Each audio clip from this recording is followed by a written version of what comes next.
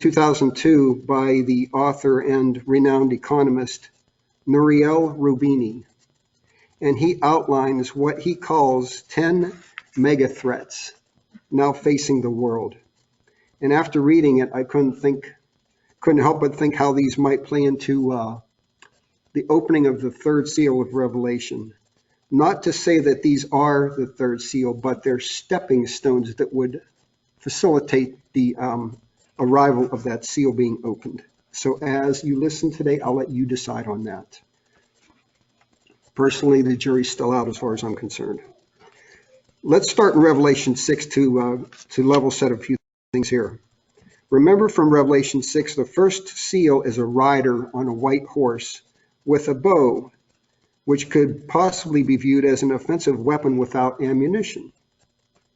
And that might indicate that the world is being brought into subjection without the use of military force, just speculation, okay?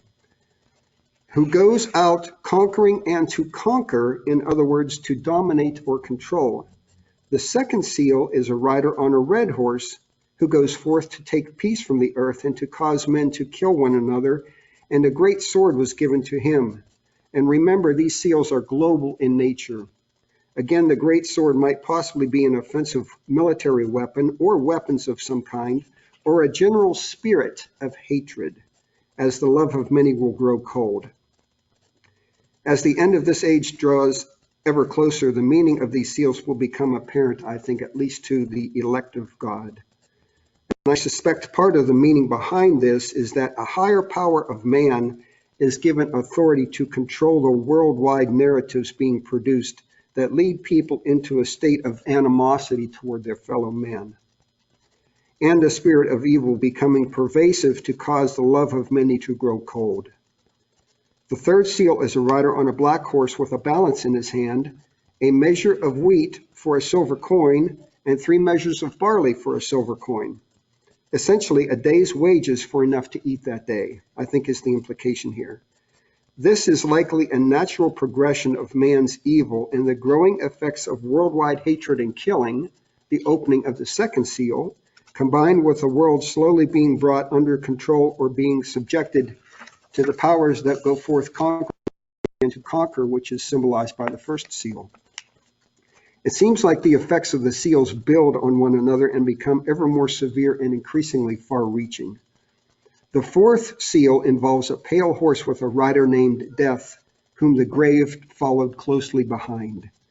This signifies the death of 1/4 of the earth's people by 4 different means: the sword, the famine, death, and the beasts of the earth. And this is when things really start to escalate off the charts. Some possible meanings here are maybe handheld offensive weapons of various kinds, hunger and starvation, which are both man-made and naturally caused, death being the sentence of death possibly for failing to toe the party line and failing to submit to the converging one-world mindset. And finally, all the armaments that man has created, the artillery of war, the beasts of the earth. Again, speculation. The fifth seal is the martyrdom of the saints, which possibly begins after the beast power is on the scene and the 3.5 years of peace have ended. Okay, I'll stop there as an overview. It's only meant to set the stage for our discussion today. Now, we all have our thoughts about what the seals actually represent and when they might be opened. The only one who knows for sure is the Father and the Son.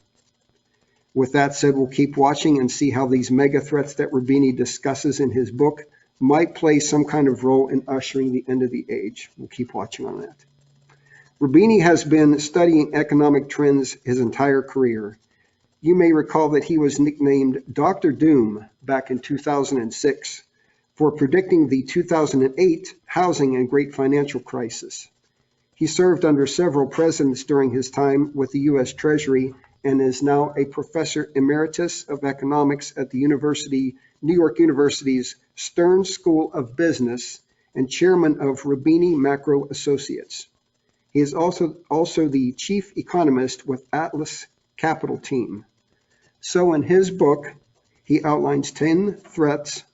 Each one in and of itself is severe, and together, as they now appear to be converging, may likely have catastrophic financial consequences to our nation and world. The following is found in the prologue of his book. Risks and threats lurk everywhere. Some are slower moving, and some are far more dangerous than others. Some of the most dangerous are also the slowest moving, which makes it especially hard to generate a collective response. He continues by describing the long period of relative prosperity the world has enjoyed since World War II and how the standard of living generally has improved ever since. Unfortunately, he says, this long stretch of relative prosperity is not likely to continue much longer. We are now facing a regime change from a period of relative stability to an era of severe instability, conflict, and chaos. Sounds a lot like Revelation 6, what we just talked about to me. He says that we are now facing megathreats unlike anything we have faced before and that they are interconnected. In other words, a convergence of crises. We totter now on a precipice, the ground shaking beneath us. Yet most of us still imagine that the future will resemble the past. That's a whopping mistake, he says. New warning signs look clear and compelling. And that's why this message today is intended to dovetail with our watching segments. Economic, financial, technological, trade, political, geopolitical, health, and environmental risks have morphed into something much bigger. Welcome to the era of megathreats. They will alter the world we thought we knew. We must learn to live on high alert. Economic and geopolitical certainties we once took for granted, from job security to a sustainable and healthy planet where most infectious diseases were conquered, and to peace among rival great powers, are disappearing.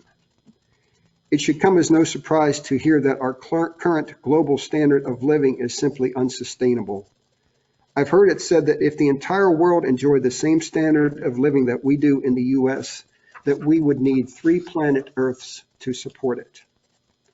So also from his prologue, to combat the megathreats discussed in these pages, we must discard cherished assumptions.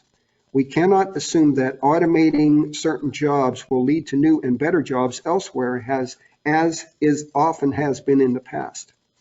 We cannot assume that lowering tax rates, liberalizing trade, and reducing regulations will unleash economic energy that will benefit everyone.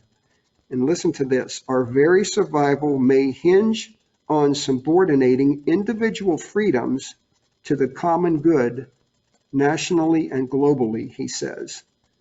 To me, that sounds a lot like the mindset of the CCP to be imposed on a global scale. Failure to restore sustainable and inclusive growth could plunge us back into the tribal dark ages when competing interests spurred endless national and global conflicts to no one's benefit. We are facing a confluence of calamities. Neil, would you go ahead and flip to the next slide, please? The 10 mega threats he outlines here are, as you can see, debt, public and private economic policy failures, the demographic time bomb, the easy money trap and the boom and bust cycle, the coming great stagflation, currency meltdowns and financial instability, the end of globalization, the emerging threat from AI, the new Cold War, and an uninhabitable planet. And this is why I began the message today with an overview of Revelation 6. These 10 megathreats might possibly tie into at least the first 4 seals and may bleed over into the remaining 3. Again, speculation, something we're going to be watching for. We know from Scripture that the wickedness of man will only increase as time marches on. We also know from Deuteronomy 28 and Leviticus 26 of the blessings of obedience to the laws of commandments of God, as well as the curses for disobedience. One of the main problems here at the end of this age is that climate change has become the new sin. I don't know if you've ever thought about it that way. In other words, the increasing weather-related calamities we're now living with are the result of climate change and not increasing sin. No doubt climate change plays into it, at least to some degree, but listen to this. If there is no God and his laws have been done away with, as increasingly is the attitude and direction of the mainstream Christian teachings, then climate change must be to blame because sin is the transgression of the law. But the law meaning the commandments of God, has been abolished?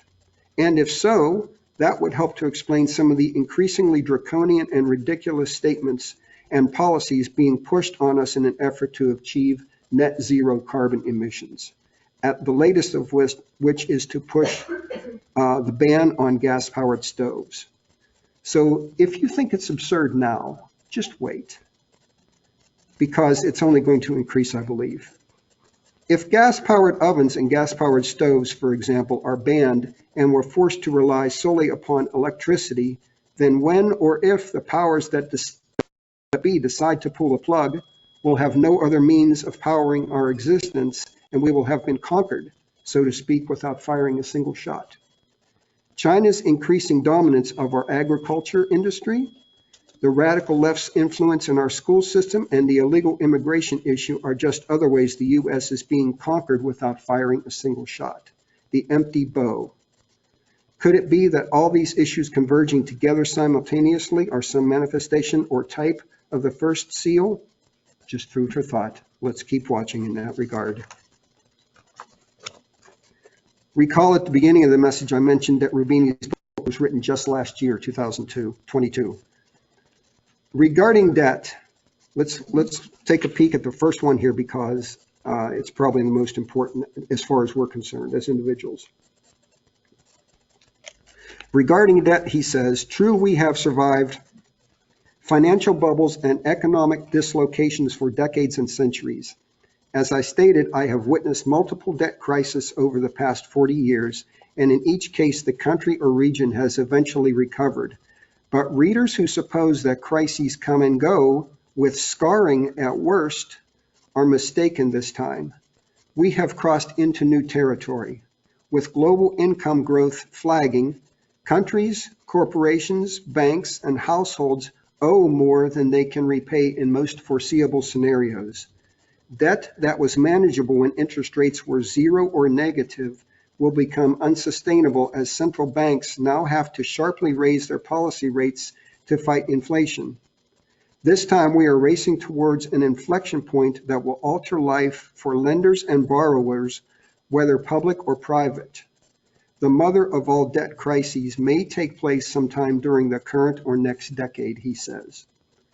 And I've read similar statements alluding to the idea that the Federal Reserve is currently playing its last card or using its last tool in its box to keep economic calamity at bay by raising interest rates to curb inflation.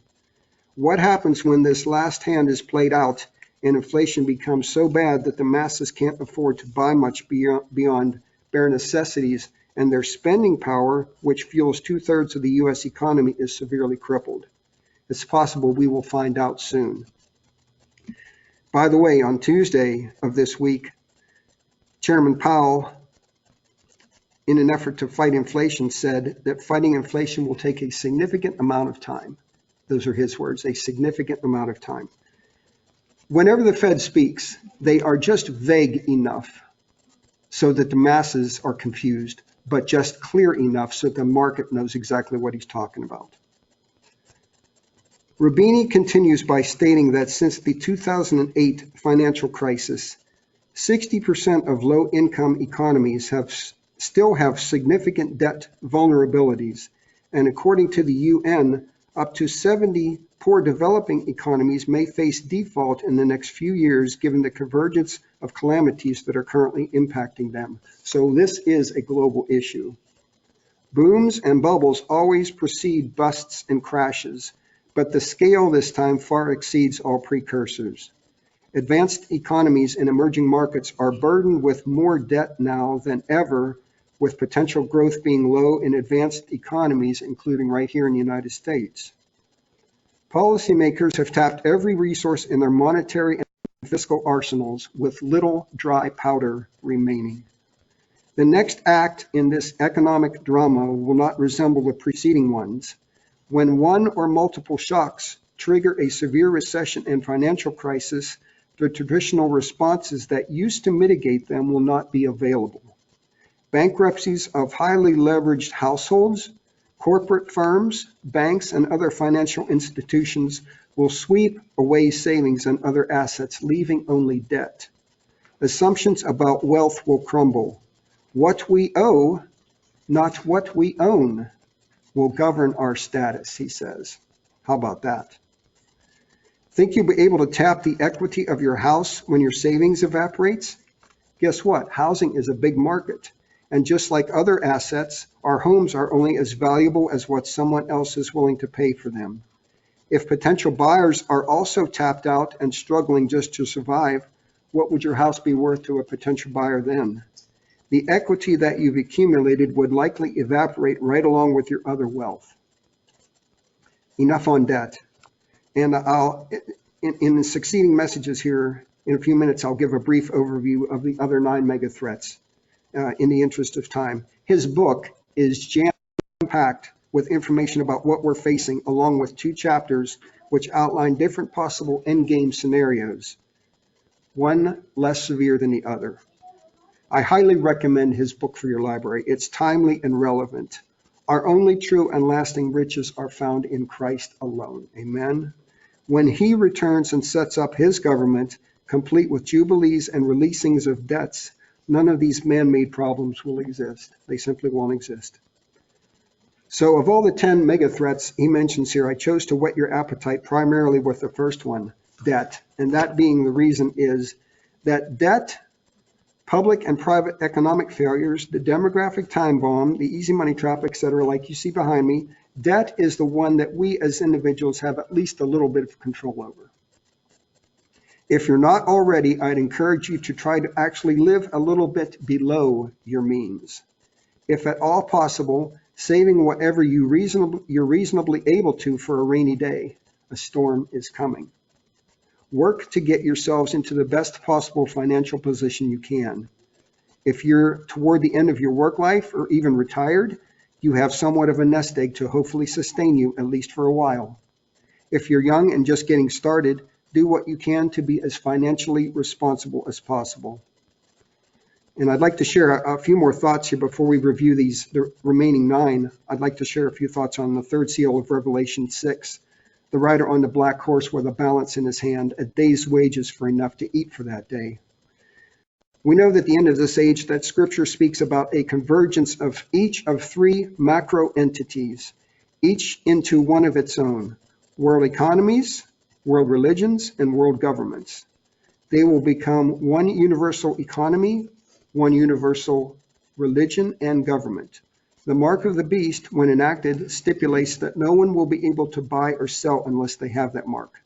And it won't come on the scene until the beast power first of all comes on the scene and attains a level of global dominance.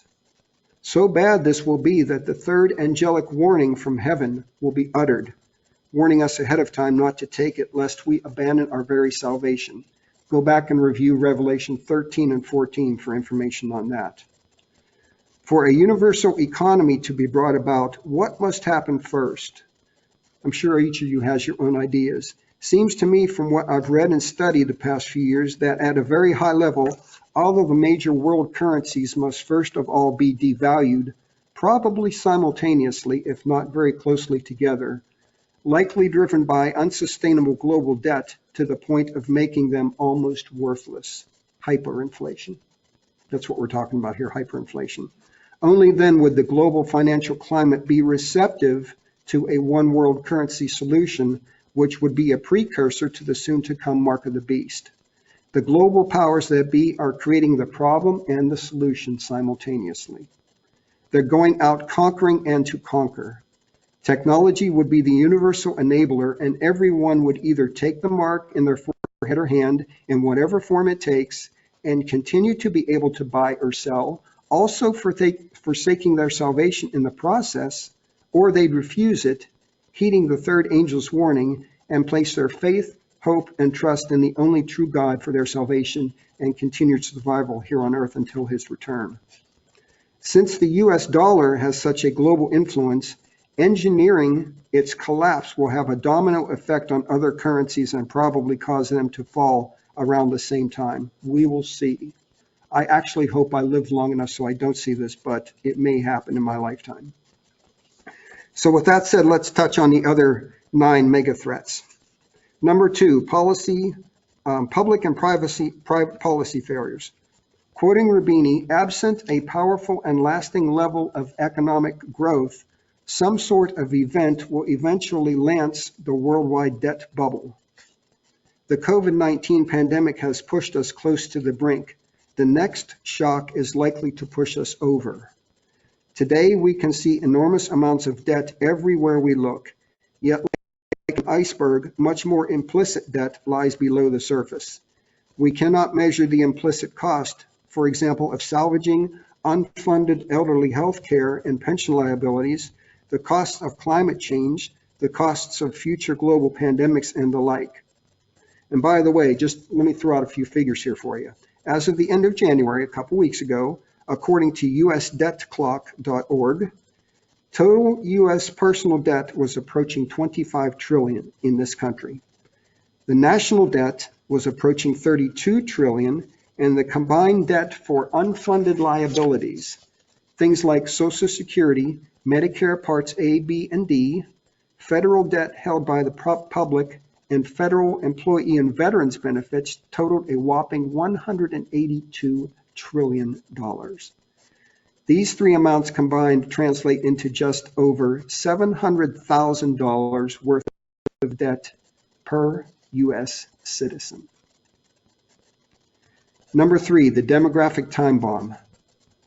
An aging workforce can trigger spiraling problems in economies where growth has peaked. Age reduces the supply of workers and slows productivity. Financial promises in the forms of pensions and health care divert increasing chunks of national income to an older population. As jobs move abroad and robots proliferate, advanced economies employ fewer workers who must support growing ranks of retirees.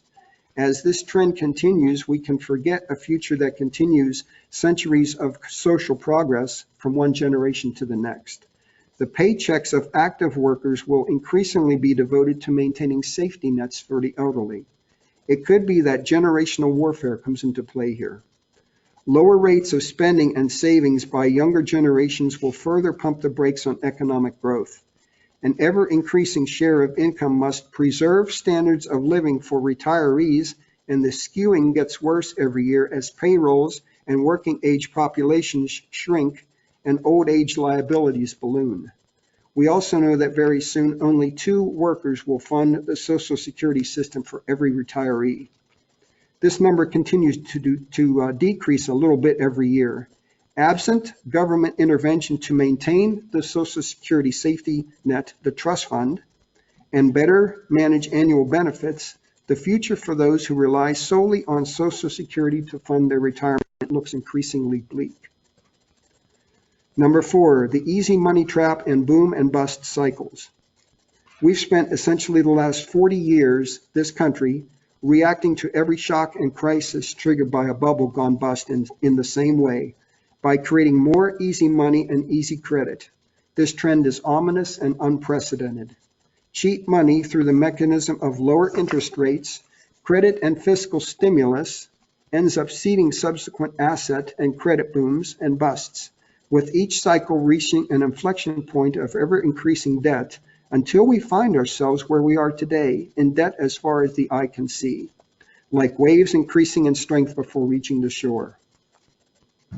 Number 5, the coming great stagflation.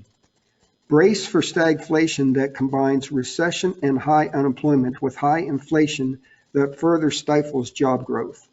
Conditions are ripe for our massive debt rules out further responses that can curb inflation. 40 years ago, the Federal Reserve raised policy rates to almost 20%, and a lot of people in this room remember that. That solution, draconian in 1980 and 1982, when it caused a severe double-dip recession, would be fatal today given the debt trap we are in. We have reached the point of a debt supercycle. He says, prepare to revisit the 1970s. Number 6, currency meltdowns and financial instability. Now, major currencies like the dollar are being weaponized and used to achieve foreign policy and national security objectives. Central banks and treasury departments are increasingly drawn into the pursuit of foreign and national security policy. Ultimately, if central banks are undermined, by their conflicting agendas and multiple goals, the value of our currency is at stake. This is the latest frontier of the mission creep of central banks, starting with the Fed. Plus, we now have the whole issue of cryptocurrencies to rein in and deal with, which prior policymakers never faced.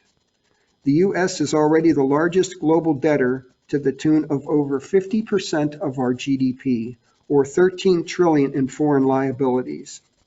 We are now a majority foreign-owned nation. I don't know if you've ever realized that, but we are now majority foreign-owned as a nation. It is a situation that has been 40 plus years in the making. And I'm sure a lot of you are thinking what I'm thinking here. Deuteronomy 28:43 and 44, the stranger dwelling among you shall get up above you very high, and you shall come down very low. He shall loan to you, and you shall not loan to him. He shall be the head, and you shall be the tail. And Proverbs 22:7, the rich rules over the poor, and the borrower is slave to the lender. And this is exactly where we are heading quickly. The end of globalization, number 7. The decoupling of the U.S. from China, which has been some 40 years in the making, is now underway, and it will cause significant economic damage to both sides. The decoupling between Russia and the West is now on steroids thanks to the Russian invasion of Ukraine.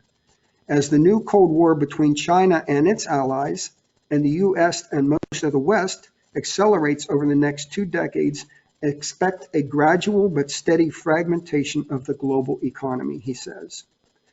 Number 8, the AI threat. Educated and semi-skilled workers who lose careers to AI and end up in gig work with unstable incomes and no benefits will vacillate between jobs with no future, falling through the cracks of a fraying safety net. As incomes fall, they may try to borrow more, increasing debt loads as income gaps widen. With ChatGPT having emerged on the scene this past November, this AI threat looks increasingly real and makes me personally glad I'm towards the end of my IT career and not at the beginning of it. Future IT workers might be replaced by machines at some point. AI will have more far-reaching implications than we right now can possibly foresee or prepare for. That's a given.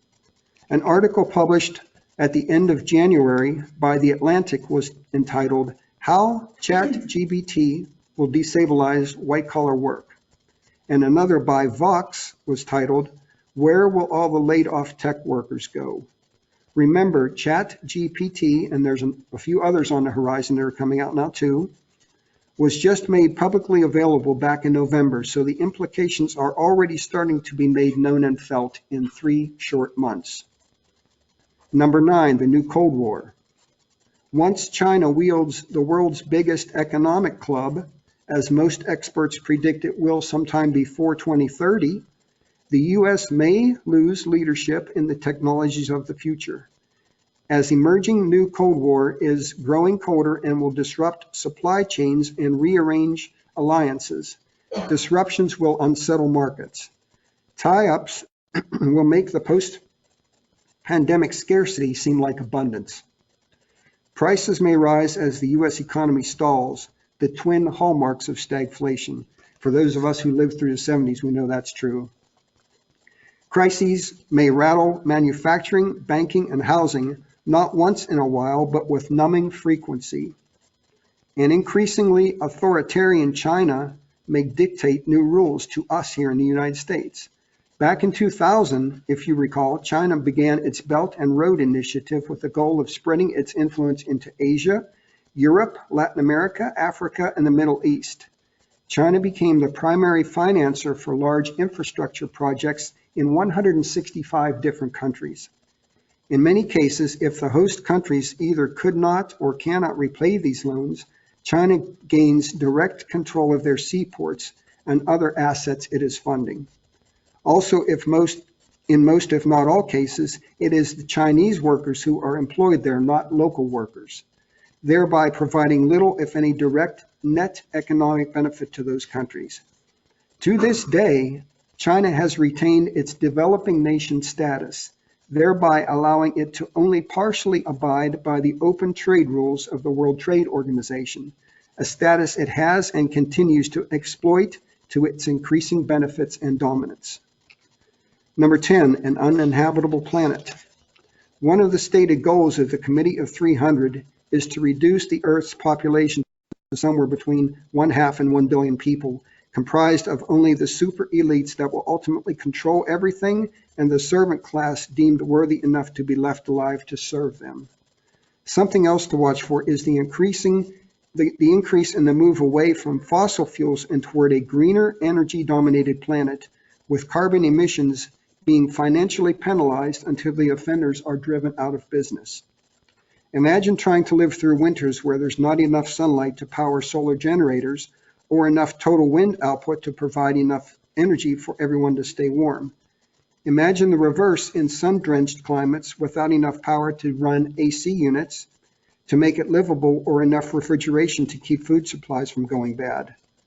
Politicians who enact these policies are puppets on the strings of the global elite and could care less about the, quote, useless eaters in poorer countries who might suffer because of their decisions. Neil, go ahead and put the next slide up, please. Get the book. I've said enough about it at a high level. It's very timely, goes into great depth on these subjects and speaks in much detail to the forces at work converging upon us right now. A Fox News article from 2 weeks ago was entitled, GDP Report Reveals Ominous Great Depression Warning Sign Not Seen Since 1932. It essentially echoed some of the issues just mentioned here and added this statement. The most troubling information in the U.S. GDP report is the precipitous drop in real disposable income, which fell over $1 trillion just last year. For content, 2022 saw the second largest percentage drop in real disposable income ever, behind only 1932, the worst year of the Great Depression. We're now, by and large, spending our disposable income, if we even have any, on necessities and essentials. Again, there's not much dry powder left. And that's a general statement based on demographics, based on the economy, based on numbers for the United States in general. Now, consider our current financial state to wrap this up, which has been building for some time now, and you can see how the screws are being ever tightened against the average citizen, worker, or taxpayer. Number one, no longer can we make any money off interest rates because our bank savings and checking accounts are either paying near zero interest or even negative interest in some cases, while our revolving credit and card balances are still being charged percentage interest rates in the upper teens to upper 20s percentages in some cases. Use your credit cards like checks and only charge what you can afford to pay off next month. For some people, that's a lot easier said than done, I know, but try to do that if you can. New cars now cost what some of us paid for our first houses. New cars are now basically tracking devices on wheels. Inflation is outpacing our salary increases, eroding our purchasing power and putting us further behind. This is a big deal for a lot of people. And I alluded to this before. How can we sell our houses that we may have owned for many years now, have them paid off, and have reaped the equity therein if there's increasingly few people who can afford to buy them? The market will determine the price. With stock market manipulation now having evolved into an art form, it's mainly only the financially well-heeled who can make money, and they do so both when the market is manipulated up as when it's manipulated down. Maintenance fees associated with mutual funds and annuities in your 401ks are like faucets with slow drips, further eroding the purchasing power of your retirement funds. Only around 10 to 12% of corporations and employers now offer pension programs. The increasing number of gig workers means that more and more employees are on the hook for funding their own retirements and providing health benefits for themselves and their families. And this is from the income they've already paid taxes on, their net income, not their gross. For those with less disposable income who might be inclined to save what they can, it's becoming increasingly difficult, if not impossible. For younger generations, their savings plan is simply the hope of inheriting something from their parents through inheritance. And we know that hope is not a financial strategy. With the retiree generation living longer and spending more of their money to do so, this hope is fading fast. Seems like we've been painted into a corner here. From Luke 17, verse 26, now as it was in the days of Noah, shall be at the coming of the Son of Man. And we know how that reads. And we know that from Genesis 6 also, now the earth was also corrupted before God, and the earth was filled with violence, essentially what Luke 17 tells us. And God looked upon the earth, and behold, it was corrupt, as it is becoming once again completely corrupt. For all flesh had corrupted its way upon the earth. And God said to Noah, the end of all flesh has come before me, for it is filled with violence through them, and behold, I will destroy them with the earth. And this sounds like a lot like the progression of evil we read about in Revelation 6 regarding the opening of the seals. It seems like this is where we are headed once again, to a pervasive state of evil, violence, and moral bankruptcy. Remember, in Noah's day, only 8 righteous people were found when God unleashed the flood in Genesis 6. That's the remnant, and our remnant is ever decreasing these days in numbers. Well, we've drunk from the fire hose this morning. I threw a lot of stuff at you, I know. I apologize for that. I hope some of it sunk in. Get the book, read it. It's very timely.